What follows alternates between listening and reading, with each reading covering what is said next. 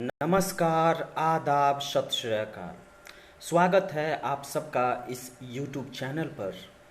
अभी इससे पहले के लेक्चर्स में हमने वेक्टर स्पेस को डिस्कस किया, हमने सब स्पेसेस को डिस्कस किया और इन दिनों क्या चल रहा है कि हम डिफरेंट वेक्टर स्पेस ले रहे हैं। जैसे इससे पहले वाले वीडियो में हमने R³/R लिया और इसके बहुत सारे सबसेट्स लिए और उन सबसेट्स को चेक किया कि वह सब स्पेस है या नहीं है। क्योंकि आप लोग जानते हैं कि कोई भी अगर वेक्टर स्पेस है तो उनके उन्हीं सबसेट्स को हम लोग सब स्पेस कहते हैं जो अपने आप में एक वेक्टर स्पेस है। और सब स्पेस क्राइटेरिया को भी हमने बहुत अच्छे से डिस्कस किया है। वेक्टर स्पेस से रिलेटेड कॉन्सेप्ट्स को हमने बहुत अच्छे से, एक प्ले लिस्ट बनते जा रहा है, तो अगर आपने उन लेक्चर्स को नहीं देखा है तो अवश्य देखें। और कौन कौन से वेक्टर स्पेस के सबसेट्स को हम एग्जामिन कर चुके हैं, R³/R और Mn/R, मतलब सेट ऑफ मैट्रिसेस है ना, इसके भी 20 सबसेट्स को हमने चेक करके देखा था कि उसमें से कौन सा सबसेट सब स्पेस है और कौन सा सबसेट सब स्पेस नहीं है। एक्चुअली क्या है ना कि ये जो एग्जाम्पल्स हम लोग डिस्कस कर रहे हैं या सबसेट्स डिस्कस कर रहे हैं डिफरेंट वेक्टर स्पेस पे, तो ये जो चीज़ें हैं वो एग्ज़ाम में आ जाता है, ऑप्शंस के रूप में डायरेक्टली आता है। तो इसीलिए हमें डिफरेंट सबसेट्स को डिफरेंट वेक्टर स्पेस के ऊपर यह चेक करके देखना चाहिए कि वह सब स्पेस है या नहीं है। तो आज का जो हमारा वेक्टर स्पेस है वो कौन सा वेक्टर स्पेस है वो मैं आपको बताना चाहूँगा। वो वेक्टर स्पेस जो है ना, सेट ऑफ फंक्शंस है। V जो है all the functions from R to R, सारे के सारे जो फंक्शंस हैं फ्रॉम रियल्स टू रियल्स, उन सारे फंक्शंस का कलेक्शन हमने ले लिया V and over the set of reals R, मतलब V/R। और तब हम लोग एग्जामिन करना चाहते हैं, चेक करना चाहते हैं कि इसके जो सबसेट्स हैं डिफरेंट सबसेट, जैसे ये set of all functions from R to R है, तो इसके सबसेट्स क्या होंगे? Set of all continuous functions, set of all those functions whose limit exists, set of all differentiable functions, set of all discontinuous functions, set of all integrable functions। तो ये तो सारे functions हैं from R to R। तो इसके different subsets होंगे। तो अब ये देखना होगा कि उसमें कौन सा सबसेट सब स्पेस है और कौन सा सबसेट सब स्पेस नहीं है। तो आज का हमारा वेक्टर स्पेस क्या है? तो आज का हमारा वेक्टर स्पेस है ये set of all functions from R to R। ठीक है, तो ये जो हमारा वेक्टर स्पेस है आज का, इसको हम यहाँ पे ताला लगा देते हैं, लॉक कर देते हैं। ठीक है, ये हमारा सब स्पेस है, सॉरी वेक्टर स्पेस है, F from R to R। और अब हम पहला सबसेट लेते हैं और चेक करके देखते हैं कि क्या वह सब स्पेस हो जाएगा। अगर होगा तो कैसे होगा और नहीं होगा तो क्यों नहीं होगा। देखिए इसमें जो क्वेश्चन है वो क्या है, V तो आपका वेक्टर स्पेस है V/R, ठीक है, फील्ड ऑफ स्केलर्स R है, और F जो W1 जो है वो है F belongs to V such that limit x tends to 1 f of x does not exist। मतलब हमने उन सारे फंक्शंस को यहाँ पे लिया है जिन फंक्शंस का लिमिट जो है 1 पे एग्जिस्ट नहीं करता है, उन सारे फंक्शंस को हमने लिया है यहाँ।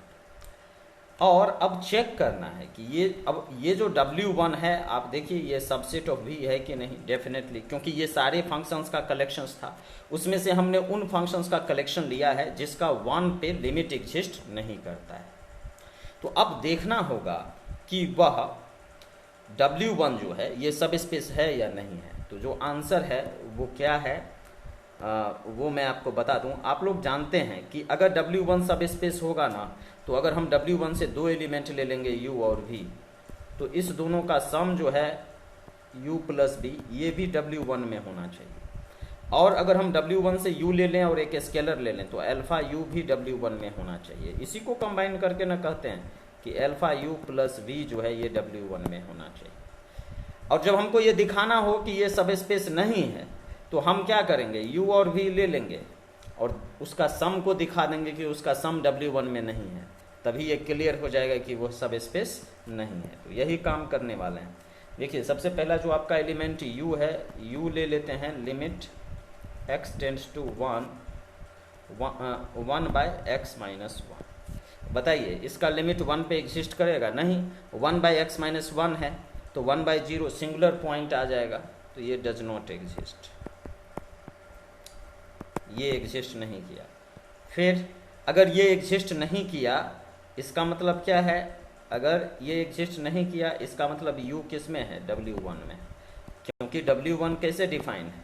W1 डिफाइंड ही ऐसे है कि f belongs to v such that limit x tends to a f of x does not exist. तो मतलब जिसका लिमिट 1 पे एग्जिस्ट नहीं करेगा वो W1 के अंदर होगा। तो यहाँ पे हमने क्या देखा कि u का जो लिमिट है, u का लिमिट W1 के अंदर u का जो लिमिट है वो एग्जिस्ट नहीं किया, इसका मतलब u जो है W1 के अंदर आ जाएगा। उसके बाद फिर हम ले लेते हैं v, और v क्या लेते हैं? तो limit x tends to 1 minus 1 by x minus 1, इसका भी लिमिट एग्जिस्ट नहीं करेगा, माइनस 1 बाय 0, तो इसका भी लिमिट डज नॉट एग्जिस्ट। इसीलिए हम क्या कह सकते हैं कि हमारा जो v है ये भी W1 में है। तो यहाँ से देखिए क्या हो गया, u जो हमने यहाँ पे लिया है limit x tends to 1 by x minus 1, जिसका लिमिट एग्जिस्ट नहीं किया, ये भी W1 में हो गया। और जो हमने v लिया limit x tends to 1 minus 1 by x minus 1, वो भी एग्जिस्ट नहीं किया। अब जब हम u प्लस v करेंगे तो क्या होगा? u प्लस v करेंगे तो क्या होगा? u प्लस v करेंगे तो क्या होगा? ये होगा limit x tends to 1 by x minus 1 and plus limit x tends to 1 minus 1 by x minus 1। अब यहाँ से ये क्या हो जाएगा? ये हो जाएगा limit x tends to 1 and 1 by x minus 1 minus 1 by x minus 1। तो 1 by x minus 1 minus 1 by x minus 1, ये क्या हो जाएगा? 0। तो अब u प्लस v जो है ये हमारा 0 आ गया। तो जब 0 फंक्शन है तो limit x tends to 1 u plus v बराबर क्या आ जाएगा? 0 आ जाएगा। तो ये तो एग्जिस्ट कर गया। अब देखिए आपका जो w था W1, वो W1 इस तरीके से डिफाइंड था, W1 इस तरीके से डिफाइंड था कि लिमिट एग्जिस्ट नहीं करना चाहिए, तभी ना वो W1 का एलिमेंट होगा, तभी ना आपका u भी W1 का एलिमेंट था, तभी ना आपका v भी W1 का एलिमेंट था। लेकिन जब u प्लस v किए तो वो 0 फंक्शन आ गया, कॉन्स्टेंट 0 फंक्शन, और उसका लिमिट एग्जिस्ट कर गया। तो लिमिट एग्जिस्ट कर गया, इसका मतलब क्या हुआ कि u प्लस v जो है ये W1 में नहीं हुआ, u प्लस v जो है ये W1 का एलिमेंट नहीं होगा। तो इसीलिए आपका जो u प्लस v है, u plus v is not a सब स्पेस, इसलिए u प्लस v जो है सब स्पेस नहीं होगा।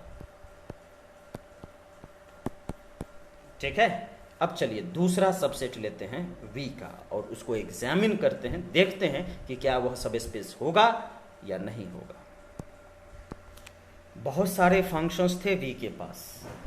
अब W2 में हम लोग वो फंक्शंस ले रहे हैं W2 में v से जिसका लिमिट एग्जिस्ट कर रहा है x इज इक्वल टू 1 पे, जिसका x इज इक्वल टू 1 पे लिमिट एग्जिस्ट कर रहा है। तो अब मान लेते हैं, मान लीजिए कि u बिलोंग्स टू W2। तो u बिलोंग्स टू W2 का मतलब क्या हुआ कि लिमिट x टेंड्स टू 1, जब हम u ऑफ x करेंगे तो ये एग्जिस्ट कर जाएगा, मान लीजिए l हो जाएगा।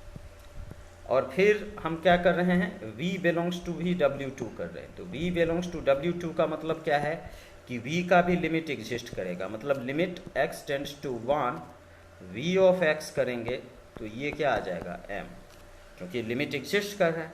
तो ये l आ गया, ये m आ गया। अब u प्लस w का बात करेंगे, u प्लस v के लिमिट का बात करेंगे तो वो हो जाएगा l प्लस m। समझ रहे हैं? अब अगर हम बात करेंगे u प्लस v का limit x tends to 1 u plus v, तो ये क्या हो जाएगा? ये हो जाएगा limit x tends to 1 u plus limit x tends to 1 v, तो ये हो जाएगा l प्लस m। अगर हम बात करेंगे limit x tends to 1 alpha u का, तो ये भी क्या हो जाएगा? Limit x tends to 1, sorry ये क्या हो जाएगा हमारा, ओहो जस्ट अ सेकेंड, ये हो जाएगा alpha into limit x tends to 1 u, मतलब अल्फा इंटू एल।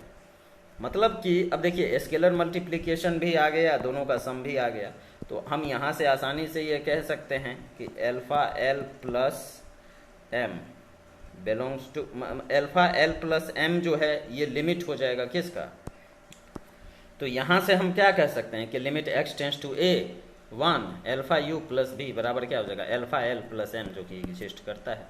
इसका मतलब क्या हो गया, इसका मतलब हो गया कि अल्फा u प्लस v जो है ये W2 का एलिमेंट है, और इसीलिए W2 जो है सब स्पेस हो जाएगा, W2 इज सब स्पेस ऑफ P। तो यहाँ पे आपने देखा कि अगर हम ऐसा फंक्शन ले रहे थे जिसका लिमिट एग्जिस्ट नहीं कर रहा था तो वो आपका सब स्पेस नहीं था, लेकिन अगर लिमिट एग्जिस्ट कर रहा था तो वो सब स्पेस हो गया। नेक्स्ट एग्जांपल देखते हैं। अब जो फंक्शन है वो फंक्शन क्या है, किस तरह का, सॉरी सबसेट्स है v का। याद होगा कि v हमने क्या लिया था, सारे फंक्शंस का कलेक्शन। अब W3 में हम लोग v से वो सारे एलिमेंट कलेक्ट कर रहे हैं जिसके लिए f ऑफ x बराबर क्या है, k into f of minus x, k into f of minus x है। इसको साथ साथ लिख लीजिए, f ऑफ x बराबर k into f of minus x है। तो हमें ये देखना है कि क्या यह फंक्शन होगा, मतलब ये W3 सब स्पेस होगा या नहीं होगा। आंसर है कि हो जाएगा, यस, आंसर है यस। कैसे, मान लीजिए लेट ux एंड vx, ये दो फंक्शंस हमने ले लिया W3 से, ये मान लीजिए। तो जब फंक्शन इसमें अगर लेंगे तो वो किस तरीके से डिफाइंड है, fx बराबर k into f of minus x के बराबर हो जाएगा। इसका मतलब क्या है, इसका मतलब है कि ux जो है k into u of minus x के बराबर है, और vx जो है ये आपका k into v of minus x के बराबर है। अब हम लोग क्या करेंगे, एक स्केलर चूज कर लेते हैं, है ना। कई बार क्या करते हैं कि ये u और v चूज कर लिया, अब u प्लस वी को दिखा देते हैं, फिर अल्फा इंटू यू को दिखा देते हैं। तो दो अलग अलग स्टेप में दिखा देते हैं कि स्केलर मल्टीप्लिकेशन और दोनों का सम लाइक कर गया। तो यही सफिशिएंट कंडीशन है सब स्पेस दिखाने का, ठीक है। इनका जिक्र पहले के वीडियोज़ में हमने अच्छे से किया। या दूसरा तरीका क्या है कि एक स्केलर ले लीजिए, let alpha belongs to R, field of scalar यहाँ पे आर है। अब हम लोग क्या करेंगे, अब हम लोग, अरे यार, अब हम लोग यहाँ पे एक सेकेंड, अब हम लोग क्या करेंगे, यहाँ पे अल्फा यू प्लस वी की बात करेंगे। क्या हो रहा है ये, अल्फा यू प्लस वी की बात करेंगे, ठीक है। अल्फा यू प्लस वी की बात करेंगे तो ये हो जाएगा alpha u plus v of x.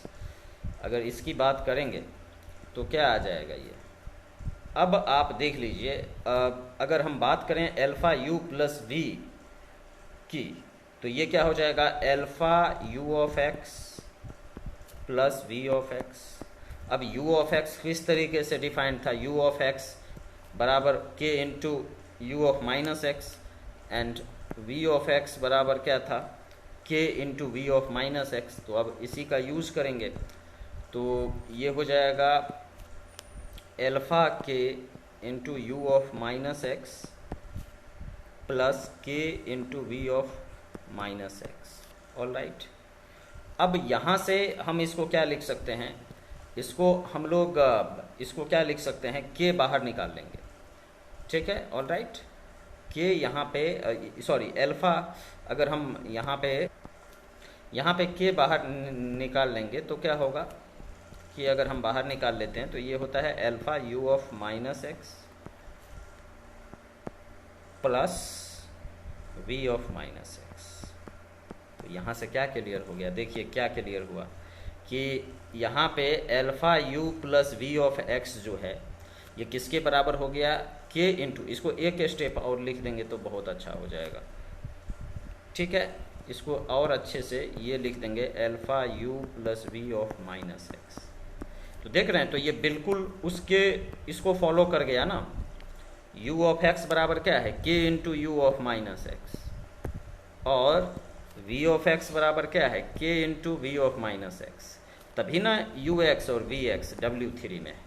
अब हमने शुरुआत कहाँ से की, हमने शुरुआत की alpha u plus v of x से, और ये किसके बराबर आ गया, ये बराबर आ गया k into alpha u plus v minus x.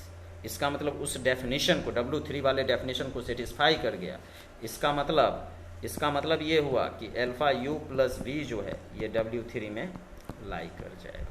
इसीलिए w3 जो है ये हमारा क्या हो जाएगा, w3 इज अ सब स्पेस, इसमें कोई शक नहीं है। ऑलराइट, चलिए नेक्स्ट देखते हैं एग्जाम। देखिए इस क्वेश्चन में क्या है, कुछ नहीं है। अभी अभी हमने देखा था कि w3 जो है ये सब स्पेस हो गया था। अब इस क्वेश्चन में क्या किया है, k के जगह पे 1 ले लिया है। जैसे इसमें था f ऑफ x बराबर k into f of minus x, और यहाँ पे f ऑफ x बराबर क्या है, f ऑफ माइनस एक्स। यहाँ पे k कोई भी एक फिक्स्ड नंबर है, फिक्स्ड रियल नंबर है, तो k बराबर 1 ले लेंगे। तो अगर w3 सब स्पेस था k के रहते हुए, तो k बराबर 1 ले लेंगे, तो ये भी डेफिनेटली क्या हो जाएगा, सब स्पेस हो जाएगा। और देखिए v जो था वो सारे के सारे फंक्शंस का कलेक्शन है, और आप लोग जानते हैं कि अगर f ऑफ x बराबर f ऑफ माइनस एक्स हो जाता है तो उसको हम लोग बोलते हैं set of all even function. तो यहाँ पे w4 क्या है, set of all even functions, set of all even functions, और set of all even functions क्या हो जाएगा, सब स्पेस हो जाएगा। किसका, सेट ऑफ ऑल फंक्शंस का। इसमें और एक छोटा सा चेंज करते हैं, तो वो set of all odd functions आ जाएगा। कैसे, उसको भी देखते हैं।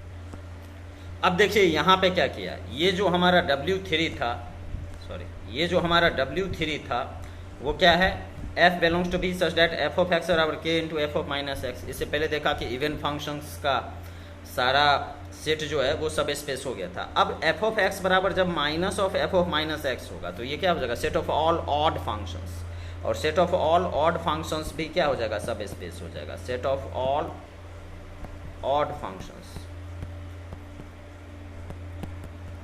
क्योंकि जो ऑड फंक्शंस होता है उसके लिए कंडीशन होता है f ऑफ x बराबर minus F of minus x, और ये जो ऑड फंक्शंस होता है ये y, ये ओरिजिन के अबाउट सिमेट्रिक होता है, ये सब आप जानते हैं। तो सारे फंक्शंस हैं, अगर फंक्शंस में से आप सारे के सारे इवन फंक्शंस बना लीजिए तो वो सारे के सारे इवन फंक्शंस से जो सबसेट बनेगा वो एक सब स्पेस होगा। सारे के सारे ऑड फंक्शन से जो सबसेट बनेगा वो भी क्या होगा, एक सब स्पेस होगा।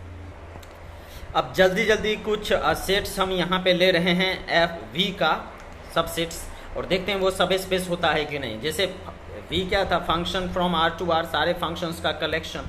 अब यहाँ पे देखिए w6 है, f belongs to b such that f is continuous over r। f मतलब उन सारे फंक्शंस का कलेक्शन w6 है जो कि कॉन्टिन्यूअस है। आप जानते हैं कि अगर f कॉन्टिन्यूअस है, g कॉन्टिन्यूअस है। अगर कोई भी दो फंक्शन ले लेते हैं तो अगर f कॉन्टिन्यूअस है तो अल्फा f भी कॉन्टिन्यूअस होगा, क्योंकि अगर कॉन्टिन्यूअस फंक्शन को कांस्टेंट से मल्टीप्लाई कर देते तो कॉन्टिन्यूअस हो जाता है। और दो कॉन्टिन्यूअस फंक्शन का सम भी क्या होता है, कॉन्टिन्यूअस होता है। तो वो किस में आ जाएगा, w6 में। तो हमने यहाँ से क्या देखा, हमने यहाँ से देखा कि हम f और g दो एलिमेंट्स ले लेते हैं w6 के अंदर, तो अल्फा f प्लस g भी किसके अंदर है, w6 के अंदर। इसीलिए यह एक सब स्पेस हो जाएगा। अगला सवाल ये है कि w7 उन सारे फंक्शंस का कलेक्शन है जो कि डिफरेंशिएबल है। तो डिफरेंशिएबल है तो मान लीजिए कि हम f और g दो फंक्शंस ले रहे हैं, किससे, w7 से, f और g। और हम जानते हैं कि अगर f डिफरेंशिएबल है तो अल्फा इंटू एफ भी डिफरेंशिएबल होगा, और दोनों का जो सम है अल्फा f प्लस g ये भी क्या होगा, डिफरेंशिएबल होगा, यानी कि ये भी किस में आ जाएगा, w7 में आ जाएगा। इसलिए ये सबसेट भी क्या हो जाएगा, सब स्पेस हो जाएगा। अगला है इंटीग्रेबल फंक्शन। अगर मान लो कि f हम लेते हैं w8 से, अगर ये इंटीग्रेबल है तो अल्फा f भी इंटीग्रेबल होगा, और g अगर हम लेते हैं w8 से, मतलब कि g अगर इंटीग्रेबल है तो g भी इंटीग्रेबल है। तो अब अल्फा f प्लस g जो है दोनों का सम वो भी क्या हो जाएगा, इंटीग्रेबल। ठीक है, तो ये इंटीग्रेबल भी हो जाएगा। लेकिन अगर हम बात करेंगे डिसकंटिन्यूअस फंक्शन का, समझ गए, तो जब डिसकंटिन्यूअस फंक्शन का बात करेंगे ना तो ये सब स्पेस नहीं होगा। एग्जाम्पल क्या है, तो एग्जाम्पल यही है कि जैसे दो डिसकंटिन्यूअस फंक्शन हम इसके अंदर से ले लेते हैं। जैसे मान लीजिए f हम डिसकंटिन्यूअस फंक्शन लेते हैं, limit x tends to 1 1/x-1। और दूसरा जो डिसकंटिन्यूअस फंक्शन ले रहे हैं, ये मान लीजिए g(x) ले लेते हैं। ये क्या है, limit x tends to 1 -1/x-1। ठीक है, तो ये f(x) और g(x) ये दो यहाँ पे डिसकंटिन्यूअस फंक्शन है। तो अब इस दोनों का जो सम है, इस दोनों का सम वो भी डिसकंटिन्यूअस होना चाहिए, तभी ना कहेंगे कि भाई वो W9 का सब स्पेस एलिमेंट है, क्योंकि W9 में तो सारे के सारे डिसकंटिन्यूअस फंक्शन है। लेकिन होगा क्या, जब देखो fx + gx करोगे तो ये है 1/x-1 और ये है gx -1/x-1। तो जब आप fx + gx करोगे, fx + gx, तो ये हो जाएगा 0। और 0 फंक्शन क्या होता है, कॉन्टिन्यूअस होता है। तो यहाँ से क्या हो जाएगा, यहाँ से आपका जो ये 0 फंक्शन जो है ये क्या हो जाएगा, दिस इम्प्लाइज कॉन्टिन्यूअस फंक्शन। और कॉन्टिन्यूअस फंक्शन है इसलिए W9 के अंदर नहीं लाई किया, तो दोनों का सम लाई नहीं किया, इसलिए ये फंक्शन क्या है, ये जो सबसेट है ये क्या है, सब स्पेस नहीं है।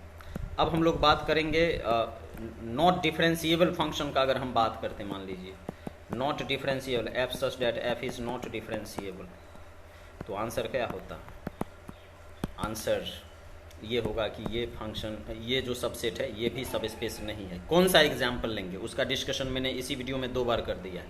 अब कमेंट में बताइए कि वो एग्जाम्पल कौन सा होगा। Thank you so much. अगले लेक्चर में हम एक नए वेक्टर स्पेस और उसके सबसेट्स के साथ आएंगे और देखेंगे कि उसमें से कौन सा सब स्पेस है और कौन सा सब स्पेस नहीं है। तो आप पढ़ते रहिए, लिखते रहिए, सब्सक्राइब कर लीजिए और देखते रहिए। Thank you so much.